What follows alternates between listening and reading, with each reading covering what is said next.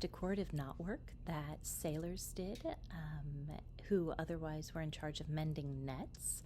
From what I've heard, it became a way to make love tokens for their sweethearts.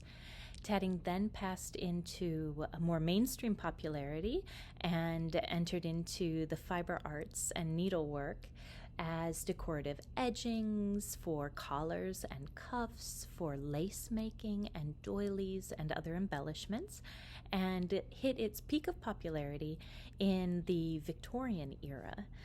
If you're interested in learning more, definitely check out Piecework magazine. They run some really interesting articles on the history of tatting.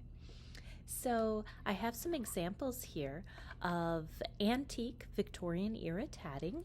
You'll see it's done with very, very, very fine thread, and most of these most likely were done as shuttle tatted pieces.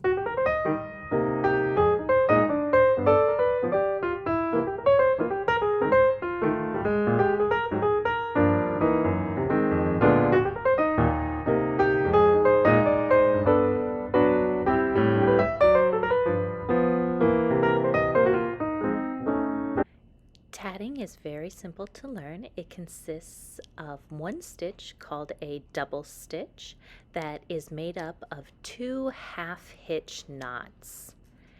These knots are made around the needle and around a central thread, which can be pulled through in order to form rings or chains. These rings and chains are joined or embellished with little decorative loops called picots.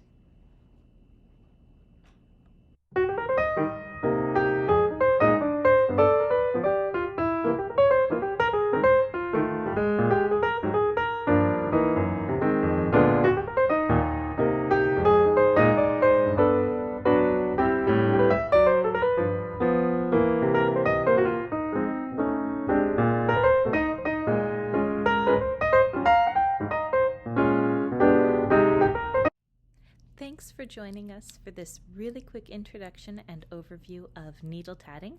I hope it has piqued your interest, and I hope that we see you soon in one of our workshops. Happy stitching, everyone. Bye!